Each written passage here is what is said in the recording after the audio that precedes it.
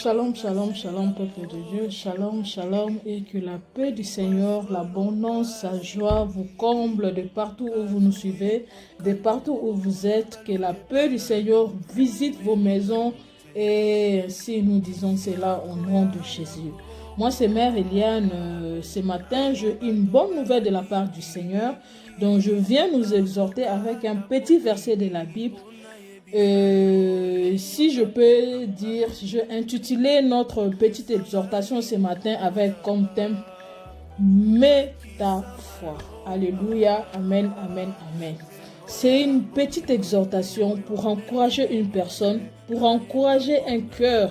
Souvent, mes prédications, mes exhortations, c'est pour encourager un cœur qui passe des moments difficiles. C'est pour encourager une personne qui est en train de passer des épreuves difficiles dans sa vie et qui se dit que qu'est-ce que je dois faire. Et il est en train de se demander que face à ce problème, face à cette situation, qu'est-ce que je dois faire? Comment je peux me comporter? Souvent même, certaines personnes, face à des situations comme ça difficiles, ils cherchent n'importe quelle solution pour résoudre. Mais moi, je viens te donner une bonne nouvelle de la part du Seigneur ce matin, que tu dois placer ta foi, ta confiance en Dieu. Tant que nous vivons, nous devons avoir de l'espoir. Nous devons avoir de l'espoir de vivre. Nous devons avoir de la joie de vivre. En Christ, il y a la joie. En Christ, il y a la paix. En Christ, il y a le bonheur. Je viens t'annoncer la bonne nouvelle ce matin, mon frère, ma soeur. De partout où cette vidéo va te trouver, je viens t'encourager à placer ta foi en Dieu. Je viens t'encourager que tu dois te dire: tant que je vis, il doit y avoir de l'espoir. Tant que je vis, je dois croire que le Seigneur va faire. Le Seigneur va agir. Tu dois croire que la gloire de Dieu va se manifester dans ta vie, mon frère, ma soeur. Je viens partager avec toi cette petite exhortation de la Bible. Nous allons lire dans le livre de Matthieu. Prenons Matthieu 5, 8. Le livre de Matthieu 5, 8 nous dit: heureux ceux qui ont le cœur pur, car ils verront Dieu. Amen, amen, amen, amen, amen. Heureux ceux qui ont le cœur pur, car ils verront Dieu. Simple qui veut dire: tu verras le Seigneur dans ta vie. C'est ce qui veut dire cette parole. Heureux ceux qui ont le cœur Christ, ceux qui ont le cœur pur en Christ, et ils verront la gloire de Dieu. C'est-à-dire que tu verras Dieu se manifester dans ta vie, dans tous les domaines de ta vie. Moi, quand je lis la parole du Seigneur, je me dis, face à un problème, face à une situation, je prends ma Bible, je lis la Bible, je rappelle à Dieu, je dis: Seigneur, tu ne faibles qu'au devant de ta parole. Tu ne faibles qu'à ce que tu dis. Ce que le Seigneur dit dans sa parole, il l'accomplit, mon frère, ma soeur. Ne te trompe pas. Ce que le Seigneur dit dans sa parole, face à une situation, face à un problème, rappelle à Dieu ce qu'il a dit dans sa parole. Si nous pouvons aller plus loin dans le livre de 1 Samuel 2, verset 30, le Seigneur dit, prenons la partie en bas, nous allons voir que le Seigneur nous dit: il honore ce qu'il honore. Mon frère ou ma soeur, comment honores-tu Dieu dans ta vie? Comment honores-tu Dieu dans ta vie? Tu dois honorer Dieu dans ta vie. Tu dois mettre Dieu, tu dois mettre le Seigneur au centre de ta vie. Fais en ce que tout ce que tu fais dans ta vie puisse glorifier le Seigneur. Si je dis tout ce que tu fais, c'est tout ce que tu fais dans tes études, dans ton travail, dans tes projets, tout ce que tu entreprends, dans ta façon de vivre. Fais en ce que cela puisse honorer le Seigneur. Face à une situation, face à un problème, mets le Seigneur en épreuve, mets Dieu au centre et rappelle-lui sa parole. Rappelle-lui: Seigneur, tu as dit, tu honores ceux qui t'honorent. Voilà comment est-ce que moi je marche. Voilà comment est-ce que moi je me comporte. Voilà comment est-ce que je fais. Voilà ceci, voilà cela. Mais jusque-là, Nzambe, nanu na moni loboko na ona vi na ngai tse. Nanu na moni bikamwa na yo tse. Nanu na moni yo kosala te. Rappele yango Nzambe.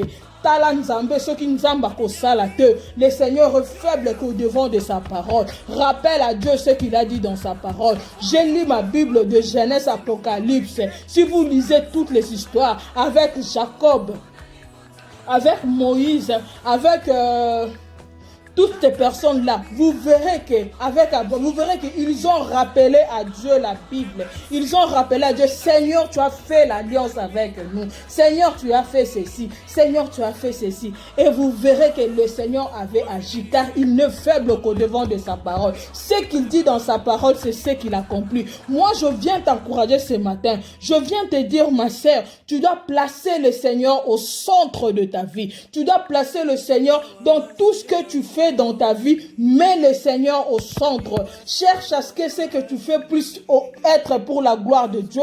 Que ça la likambu pour la gloire na yote, mais ça la likambu pour la gloire ya Nzambe. Tika ete motema ya Nzambe sepela na oyo yozo sala, na makabo oyo yozo sala, na misala malamu oyo yozo sala, na kolinga moninga na yo, na makambu malamu oyo yozo sala. Tika ete Nzamba kumisama. Lorsque le Seigneur se glorifie, et tu verras si le Seigneur ne t'honorera pas. Même la parole de Dieu nous dit, Job a dit, je n'ai jamais vu un juste abandonné. Ngai depuis na sana se ya moi awa. Na mona te moto asali la kanzambe. Moto oya tambo la kana kobanga nzambe être abandonné. Je n'ai jamais vu ça. Le Seigneur honore ce qu'il honore.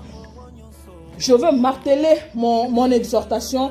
Prenons le livre de 1 Chronique, c'est là où plus nous serons basés dans notre prédication. Prenons le livre de 1 Chronique, nous allons lire dans 1 Chronique 4, versets 9 à 10. C'est l'histoire de Jabet. Nous allons comprendre la parole du Seigneur. 1 Chronique 4, verset 9 à 10. La parole de Dieu nous dit, Jabet était plus considéré que ses frères. Sa mère lui donnant le nom de Jaébet en disant, c'est parce que je l'ai enfanté avec douleur. Jaébet invoqua le Dieu d'Israël en disant, si tu me bénis et que tu étendes mes limites, si ta main est avec moi et si tu me préserves du malheur, en sorte que je ne sois pas dans la souffrance. Alléluia, alléluia. La parole de Dieu nous dit à la fin, et Dieu accorda ce qu'il avait demandé. Comment pries-tu, ma sœur? Comment pries-tu? Comment places-tu Dieu? Est-ce que dans tout ce que tu fais, il y a l'intérêt de Dieu? Les intérêts de Dieu doivent se retrouver dans tout ce que tu entreprends dans ta vie. Amen, amen, amen, amen, amen, amen, amen. Mon frère, ma sœur, comment pries-tu?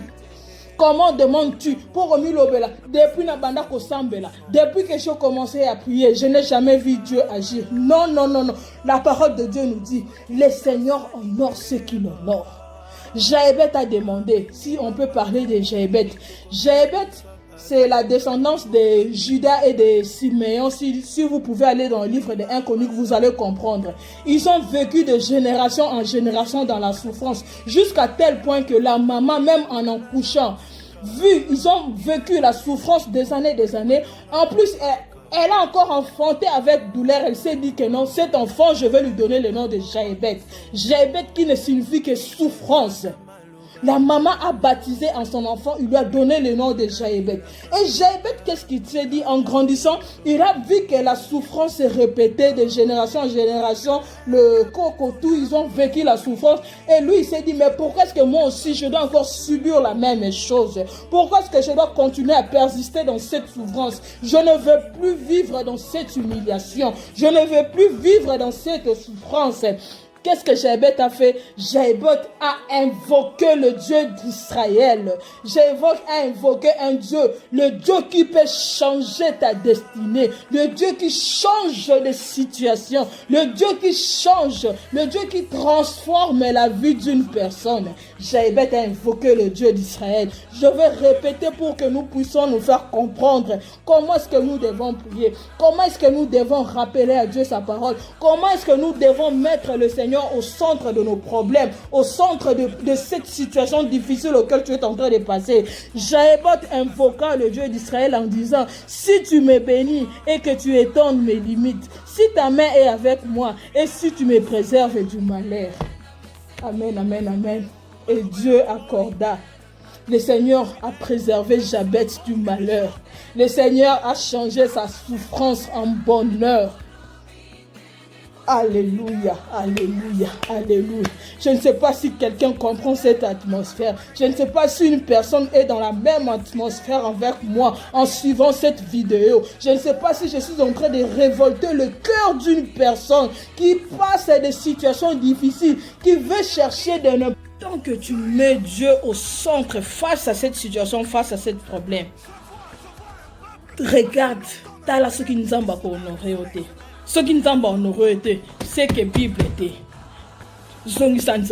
Rappelez Nzambé, rappelle à Dieu ce qu'il a dit dans sa parole, ce qu'il a dit dans sa vie. Moi, souvent, mes exhortations, c'est pour encourager une personne, c'est pour encourager un cœur, c'est pour donner plus de la motivation à une personne qui passe des situations où il se voit qu'il est dépassé, puisque même la parole de Dieu nous les recommande que le fort soutient le faible. Ce n'est pas parce que nous sommes forts, ce n'est pas parce que nous n'avons pas de problèmes, ce n'est pas parce que je peux dire comment non, c'est seulement que le Seigneur m'a choisi ce matin au travers de sa parole que je viens encourager un cœur. Ce n'est pas parce que nous n'avons pas de problème, non, face à nos problèmes, nous invoquons seulement Dieu, nous invoquons le Dieu d'Israël, nous disons à Dieu, nous rappelons à Dieu, Seigneur, voici cette situation qui me dépasse, qu'est-ce que je dois faire? Tu pries cela et tu restes calme, tu attends voir si le Seigneur ne va pas agir dans ta vie. En tout cas, je viens encore une fois t'encourager à placer ta foi en Dieu. Tu verras que le Seigneur te rassasiera de jours. Il va te rassasier de paix. Il va te rassasier de joie. Il va te rassasier de bonheur. Il va te rassasier d'argent. Il va te rassasier de bénédictions, de toutes les bénédictions. Car toutes choses ont été créées par le Seigneur lui-même. Le Seigneur n'est ignorant de rien. Il connaît toutes choses. La parole de Dieu dans le livre de 1 Samuel 2:30 nous dit que il honore ceux qui l'honorent, mais ceux qui le méprisent, le Seigneur aussi le méprise. Ça veut dire, yo oso saboter Nzambe face à ton problème. Nzambe pas ko saboter yo, mais na ko encourager yo. Tiens Nzambe na centre ya vie na yo, mets l'Éternel au centre de ta vie, au centre de tout ce que tu fais, de tout ce que tu entreprends. Tu verras que le Seigneur va s'honorer. Tu verras que le Seigneur va se glorifier dans ta vie. En tout cas, tant qu'on vit, on doit y avoir de l'espoir. Nan esilite, le panier sur qui encore. Lelo ya yo, lobi ya moninga. Zela tourna yo na se ya makola Nzambe. Tu verras que le Seigneur va te bénir. Tu verras que le Seigneur va agir dans sa vie. Tambola na kobanga Nzambe. Sala linga moninga na yo, linga ndeko na yo. Tambola selon mibeko o Nzambe zo yebisa biso to tambola. Otala soki Nzamba ko pambola yo te. Otala soki Nzamba ko se manifester na vie na yo. En tout cas, je viens finir mon exhortation et je t'encourage à placer ta foi, ta confiance en Dieu. Laisse que le Seigneur puisse agir dans ta vie. Laisse que tout ce que tu fais soit à l'intérêt de notre Dieu et tu verras que le Seigneur va t'honorer et il va se manifester dans ta vie. Amen, amen, amen, amen. Partagez la vidéo à un cœur qui passe des moments difficiles. Partagez la vidéo. Ne garde pas cette message seulement pour toi, non, partage à une personne et le Seigneur va te bénir face à ton acte et amen.